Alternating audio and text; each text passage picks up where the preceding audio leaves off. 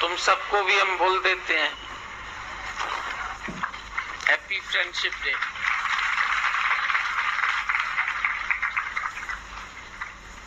सब याद दिलाते हैं, हमारी तो फ्रेंडशिप बहुत, दोस्ती बहुत पुरानी है, आज की नहीं है। ये तो युग युग से है कहानी।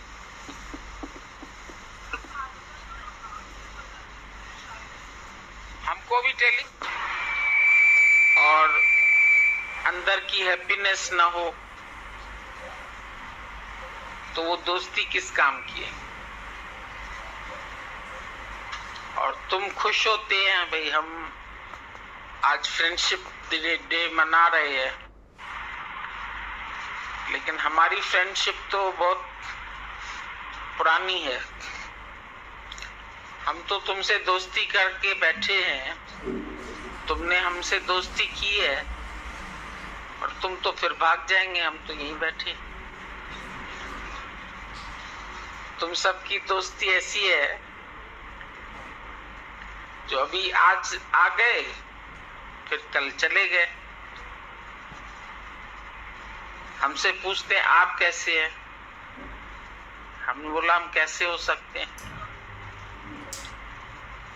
तो उनको भी हंसी आ जाती है।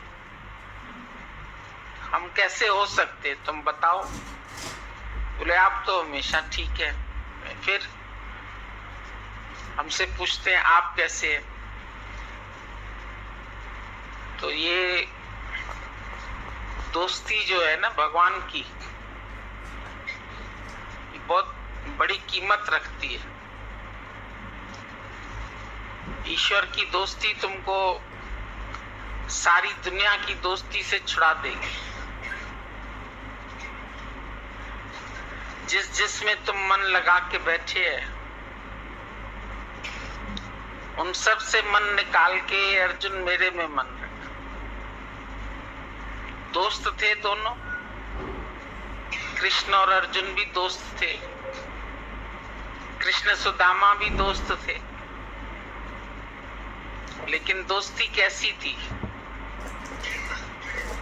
सुदामा तो कई दिन भूल के दीन बना रहा,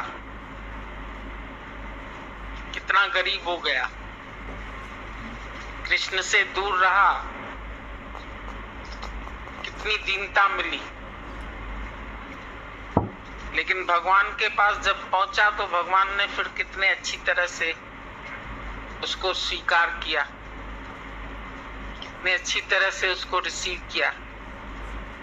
अपने तखत से उतर के दौड़ दौड़ के उसके साथ मिलने गया।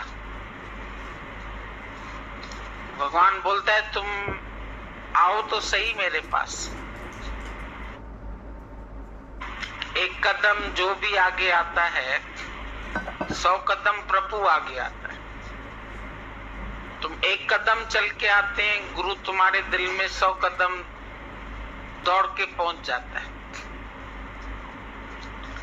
तुम खाली दोस्ती का दम न भरो कि हमारी भगवान से दोस्ती है, पर दोस्ती तब समझो जब वो दोस्ती को निभा सको।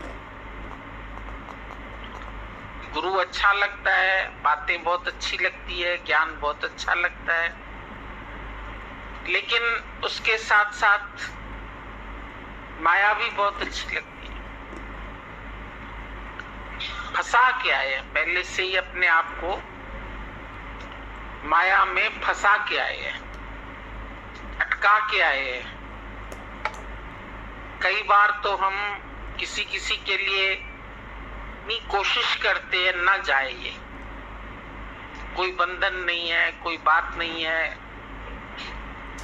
कितनी लड़कियों को ऐसे भी हम देखते हैं, बहुत पकड़ते हैं। यहां तक हम कहते हैं तुम्हारे खाने पीने का भी जिम्मा हम उठा लेते, और तुम माया में मत जाओ। तुम इतने इंटेलिजेंट हैं, भगवान ने तुमको इतनी अच्छी समझ दी है, इतना ज्ञान भी सुना है, कई सालों से आते जाते भी रहते हैं, फिर भाग जाते हैं हाथ छुड़ा के। कैसा ये माया का आकर्षण है कि बार बार मन को ये दृष्ट पदार्थ जो है जगत के, वो अपनी ओर आकर्षित कर लेते हैं। उसके बाद वो रोते भी हैं, क्योंकि एक बार सच खा के, ये अमृत पी के फिर जब विष पीना पड़ता है तो कितनी मुश्किलात होती होगी सबको, ये हम समझ सकते हैं। लेकिन पहले अगर वो समझ जाएं तो जाए ही नहीं। कितना पकड़ने की कोशिश करते, कितनी बातें बताते, कितना किसी के अनुभव बताते हैं, कैसे ये माया नरक में मनुष्य को घसीट के लेके जाती है। पर ये मन जो है ये मानता नहीं। ये संसार के प्रत्यक्ष सुख उसको दिखाई देते हैं, पर ये जो भगवान का अप्रत्यक्ष सुख है दिखता नहीं है। किसी को दिख जाए तो वो नहीं छोड़ सकता है फिर, और जब नहीं दिखता है तभी ही फिर उस तरफ मनुष्य भागता है। बोला ये ज्ञान में तुमको मान के चलना पड़ता है। मान लो कि ईश्वर है, मान लो कि भगवान है, मान लो कि तुम्हारा गुरु भगवान है। खुद नहीं दिखता है, कभी कभी कर्म दिख जाते हैं, बातें दिख जाती है, कुछ मन खींच लेता है, कुछ जगत खींच लेता है, कुछ रिश्ते नातेदार खींच लेते हैं। प्रीति हो जाती है तो फिर पीछे से ऐसे तुमको घसीटते हैं, कभी फर्ज धर्म घसीटते हैं। तो कई ऐसी हालतें आती है मनुष्य को जो अट्रैक्ट करती रहती है पीछे की तरफ, और माया का ढेर यहीं रह जाना है, जिसके लिए लोग भागते हैं गुरु को भी छोड़ के। तो वो करना क्या है उस माया का, ये नहीं समझ में आती है बात। क्यों नहीं पूरा भरोसा होता है, पूरा विश्वास रख के मान के ही चलो। हम तो कहते हैं ना जानो पर मान के ही चलो। और इसकी शुरुआत होती है गुरु के वचन श्रवण करने से।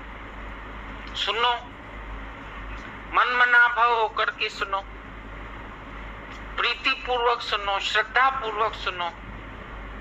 श्रद्धा जागृत करो अपने अंदर, प्रेम जागृत करो, सच्चाई जागृत करो, और बैठ जाओ एक धरना लगा के, डू और डाई, करेंगे या मरेंगे। ये होती है दोस्ती, करेंगे या मरेंगे। जान भी दे देंगे लेकिन हासिल करेंगे। आए हैं तेरे दर पे तो कुछ करके उठेंगे। या तो हासिल ही हो जाएगा या तो मर के उठेंगे।